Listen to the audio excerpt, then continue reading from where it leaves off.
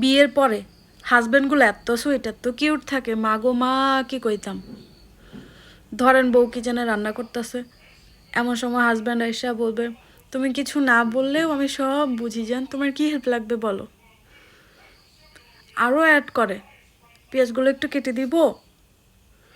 মা গো মার 1 বছর পরে বেদান্তের কি অবস্থা হয়।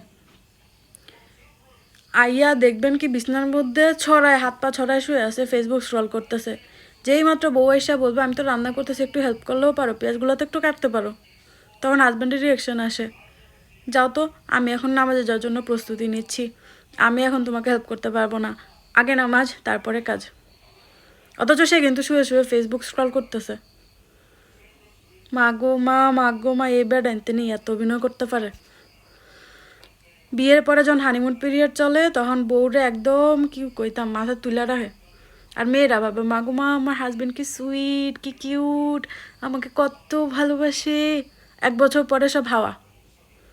ফার্স্টের দিকে কি হয় যে ধরেন অনেকখানি প্রেম, মাঝখানে একটু একটু ঝগড়া, অনেক ভালোবাসা।